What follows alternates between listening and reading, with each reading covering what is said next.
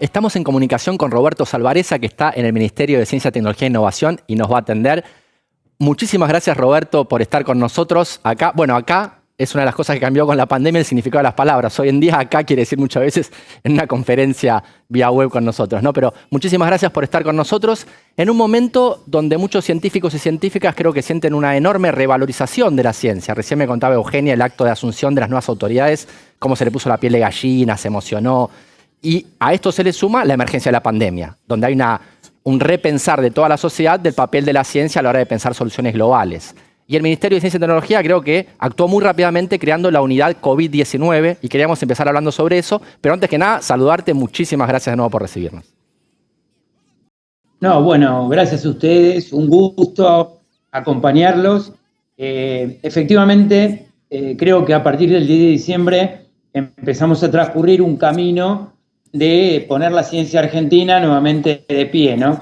Creo que habíamos vivido 12 años donde el sistema de ciencia volvió a ser, yo diría, una parte importante en la mirada de la Argentina del futuro, ¿no? La Argentina que apostaba al desarrollo, la Argentina que apostaba a la innovación, a las ciencias sociales, mirando cómo contribuir al bienestar de nuestra sociedad. Y luego tuvimos 4 años de retroceso que fueron muy malos para toda la comunidad, 4 años en los cuales la ciencia dejó de ser realmente un lugar de referencia, ¿no? Y sobre todo un lugar donde se apostaba al futuro. El 10 de diciembre se retomó el camino de esos 12 años y los científicos volvieron a ser revalorizados yo diría, en la sociedad. Hubo hechos concretos que hizo el gobierno, mejoró la situación de nuestros becarios, los más jóvenes, también puso un mayor aporte en los subsidios, duplicó los ingresos a la carrera de investigador. Lamentablemente tuvimos esta situación que hoy afecta a todo el mundo, donde puso a prueba nuestra capacidad como sistema de ciencia para responder. No, lo habíamos hecho en parte ustedes se deben acordar, con la emergencia alimentaria.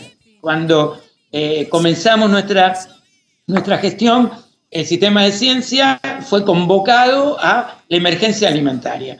Y inmediatamente salimos a la emergencia sanitaria, a tratar de colaborar con la pandemia.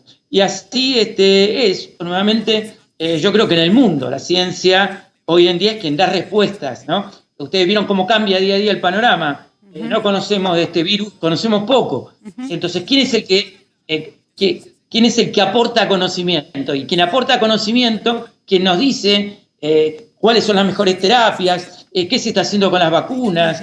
O sea, la solución va a salir de los laboratorios y evidentemente la ciencia es un poco la respuesta que tiene la sociedad, el mundo actual a situaciones como estas.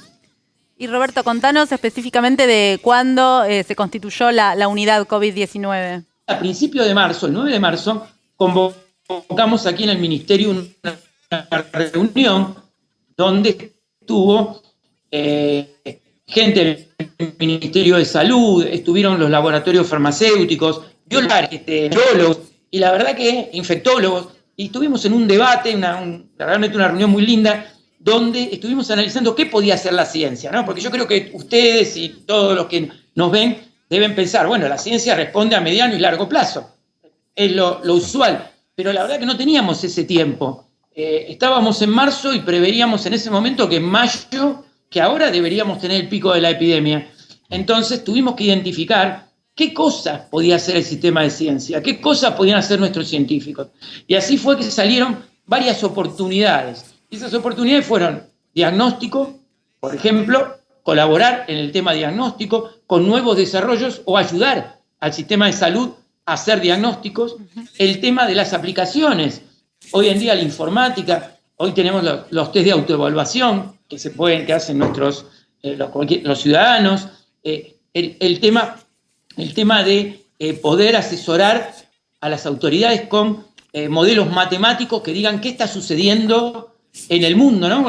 Cómo se desarrolla la epidemia y cómo lo podemos modelar y saber qué pasa si uno mueve una variable, por ejemplo, el aislamiento social, qué pasaría con el sistema de salud en cuanto a las camas que dispone y demás. El tema también de la mirada social. ¿Qué le está pasando a nuestra sociedad desde el punto de vista económico, desde el punto de vista de su percepción, de la situación de seguridad, lo que hacen los medios de comunicación? Bueno, todas estas eran oportunidades dentro de esta unidad coronavirus que creamos el 18 de marzo. Y a partir de ahí nos pusimos a trabajar con mucha velocidad y estuvimos apoyando todas estas actividades con una convocatoria que se hizo, poniendo 400 millones de pesos en diferentes actividades que han permitido hoy en día tener proyectos ya en avanzado estado de desarrollo que están contribuyendo en todos estos temas que le estaba comentando.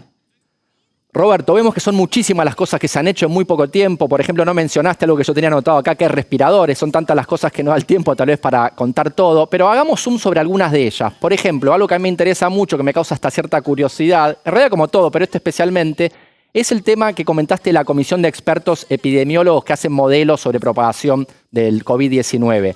¿Cómo es la dinámica de esas reuniones? ¿Se reúnen cada cuánto? ¿Cada cuánto hablan con el presidente? ¿Cuál es tu participación en eso? Nuestro secretario de articulación, que es Juan Pablo Paz, doctor en física, tiene un grupo de gente que justamente se dedica al modelado, o sea, a tomar datos crudos que vienen del Ministerio de Salud, y esos datos son elaborados bajo distintos modelos, ¿no? Modelos que se fueron construyendo. Algunos son modelos muy clásicos de epidemiología, que están disponibles, y otros que fueron elaborados durante la pandemia.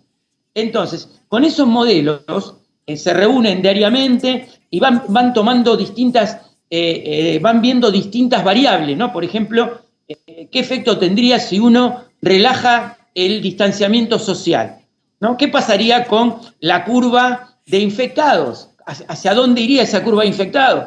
Si uno prolonga una semana más la cuarentena, ¿cómo sigue la curva? Entonces, van moviendo variables y viendo qué efecto tienen sobre la curva. Estos son informes que se hacen tomando distintas condiciones, y esos informes son luego remitidos al presidente de la Nación, ¿no? Que a su vez tiene una comisión de expertos, de infectólogos y epidemiólogos, quienes tienen ese material, que es un material de modelado matemático que les permite ver qué pasaría. A veces si uno extiende, por ejemplo, una semana la cuarentena, es lo mismo que liberarla, pero liberarla con más testeo, ¿no? Es equivalente a. Entonces uno tiene va construyendo diferentes escenarios, y eso se plasma en un informe en el cual se van detallando cada una de estas variables y cómo afecta. Entonces uno ve un montón de gráficos, normalmente, que después el presidente, algunos los muestra en cámara cuando habla,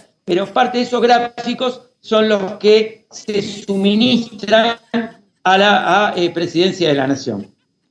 ¿Y cómo fue que se organizó todos los nuevos subsidios que hubo para distintos grupos de investigación que hace poquito se enteraron que ahora van a poder investigar en temas relacionados al coronavirus? Logramos que el BID, que es el Banco Interamericano de Desarrollo, nos permitiera reasignar fondos que estaban sin utilizar, inexplicablemente no se habían utilizado y que estaban ahí durmiendo, el cual le pedimos al BID si nos permitía en esta emergencia reasignarlos a otras actividades, y por supuesto tuvimos una muy buena comprensión de ellos, nos permitieron reasignar los fondos, y esto fue el resultado de esta convocatoria.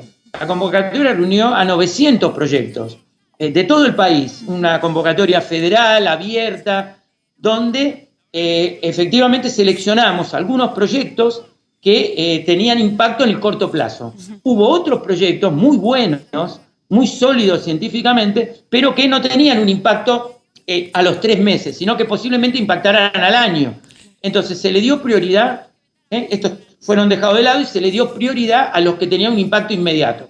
Y ahí van a ver ustedes, si miran los títulos, van a ver que son muchos de hospitales, muchos que hacen al diagnóstico, muchos que hacen a terapias, posibles terapias, plasmas convalecientes, el dar anticuerpos a los pacientes. Tenemos también proyectos sobre respiradores, tal cual se ponía, tal cual lo mencionaron. Es decir, tenemos una gama muy grande de proyectos a los cuales nosotros estamos aportándole financiamiento para que se puedan desarrollar y que rápidamente podamos tener en 2 o 3 meses, productos concretos de esos desarrollos.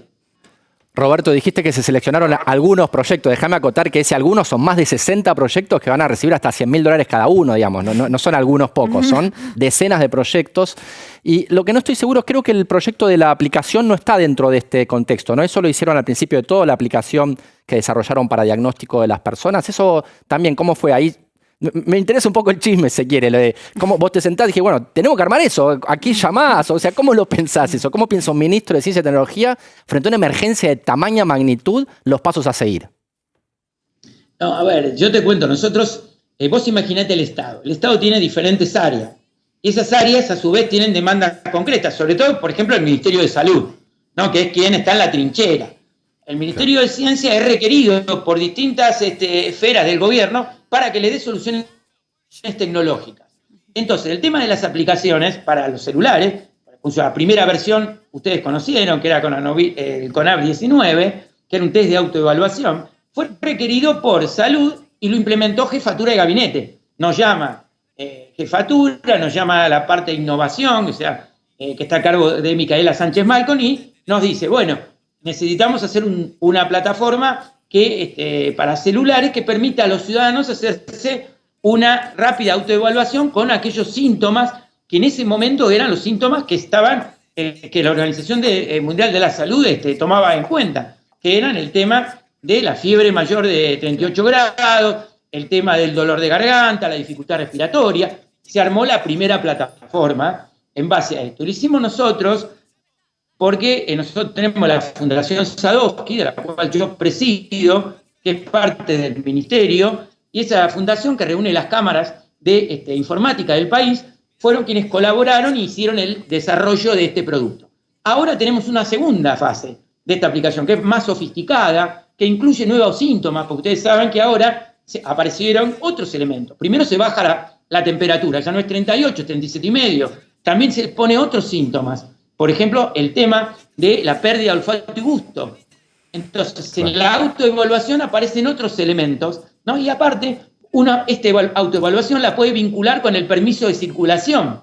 Uno tiene un permiso para circular, bueno, pero también tiene su autoevaluación hecha y verificada. Entonces, empezamos a contar con más elementos. Y si uno lo desea, también se georreferencia. Puede decir, bueno, yo me quiero y me pueden seguir de acuerdo a mi celular donde estoy. Entonces, todos estos elementos están presentes en esta segunda aplicación que hoy en día disponen los argentinos, que se llama Cuidar, ¿no? Entonces, un poquito, imagínense ustedes cómo surge todo esto. Vienen demandas y nosotros respondemos, ponemos nuestros científicos, que son desde la informática hasta quienes son ingenieros y trabajan con tecnología y terminan haciendo respiradores o terminan ayudando en el desarrollo de insumos médicos. Es un poco adaptar nuestras capacidades a la demanda que tenemos en distintos lugares del Estado.